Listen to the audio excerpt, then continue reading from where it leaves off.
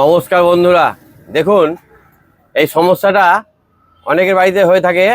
সমস্যাটা হচ্ছে এই বাটিটা কদিন আগে আমাকে শাড়ি নিয়ে গেছে, কিন্তু বাটিটা জাম্প হয়ে গেছে, এই যেটা আর ঘুরছে না। তা আপনাদের বাড়িতে এরকম সমস্যা হতে পারে। এই এই জারগুলো বা যে জারগুলো ব্যবহার কম হয় সেইগুলো একদিন দুদিন ব্যবহার করার পর তুলে রাখলে কি হয়, স্যাপ আর বুশের মাঝে জল ঢুকে গিয়ে রাস জমে গিয়ে এগুলো জাম্প হয়ে যায়। তো এগুলো যদি হয়ে যায়, যদি যখন ব্লেড ঘুরছে না, দেখুন কোনো মতেই ঘুরছে না, মানে এটা জাম্প হয়ে গেছে। এরকম সমস্যার সমাধান কিভাবে করবেন ভিডিওটি ভালো করে দেখুন, তাহলে বুঝতে পারবেন। এক হাতে ধরে কাপলিংটা এরকম ঘোরাতে হবে ঘড়ির কাঁটার পাকের দিকে। এই দেখুন ঘোরালাম, খুলে গেল। এইবার এখানে যে ওয়াশারগুলো আছে ভালো করে বার করে রাখবেন যেন হারিয়ে না যায়। লক্ষ্য রাখবেন কোন ওয়াশারটা আগে ছিল কোনটা পরে ছিল, সেইভাবে কিন্তু দিতে হবে। এইবার একটা প্লাস নিয়ে এই ব্লেডটাকে এভাবে ধরবেন, ধরে এভাবে আস্তে আস্তে আস্তে আস্তে ঘোরানোর চেষ্টা করবেন। এভাবে হিলাবেন, এভাবে ঘোরাতে হিলাতে দেখবেন এক সময় এটা অনেকটা লুজ হয়ে যাবে। এই দেখেন হালকা হালকা হিলছে, কিন্তু পুরো ঘুরছে না। এইভাবে কিছুক্ষণ ধরে এইভাবে এরকম করতে করতে দেখবেন আস্তে আস্তে আস্তে আস্তে এটা লুজ হয়ে যাবে। বা যদি না হয় তাহলে হালকা করে কাঠ দিয়ে এখানে হালকা করে ঠোকা দিবেন, খুব জোরে না, আস্তে আস্তে। তারপরে আবার এটা ধরে ঘোরাবেন।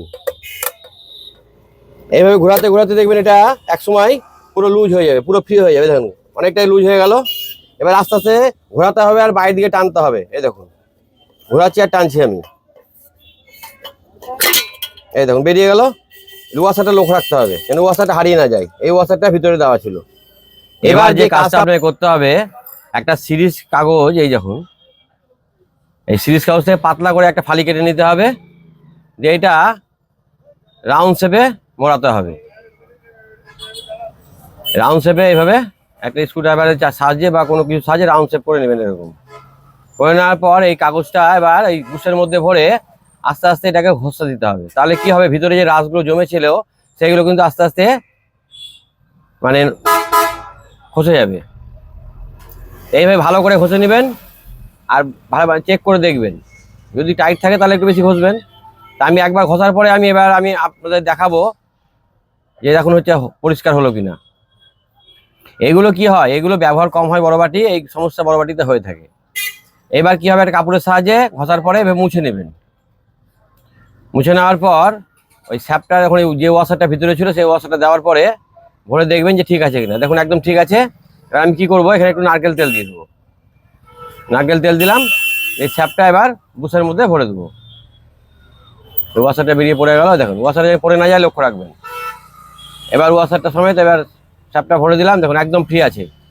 এই দেখুন পুরো ফ্রি হয়ে গেছে। এবার এক হাতে ব্লেডটা ধরলাম, নিচের দিকে যে ওয়াশারটা আগে ছিল সেটা দিলাম। সব শেষে ছিল একটা স্টিল ওয়াশার, দেখুন বেঁকানো স্টিল ওয়াশার ছিল, এটা দিয়ে দিলাম। দেওয়ার পরে এটা কাপলিংটা লাগিয়ে দেবো। এটা লাগবে কিন্তু ঘড়ির কাঁটার উল্টো পাকে। এই দেখুন ঘড়ির কাঁটার পাকের দিকে খুলবে আর ঘড়ির কাঁটার উল্টো পাকে লাগবে। পুরো ওকে হয়ে গেল, আর কিন্তু কোনো সমস্যা থাকলো না। যাই হোক, ভিডিও ভালো লাগলে লাইক কমেন্ট শেয়ার করে পাশে থাকবেন। নমস্কার।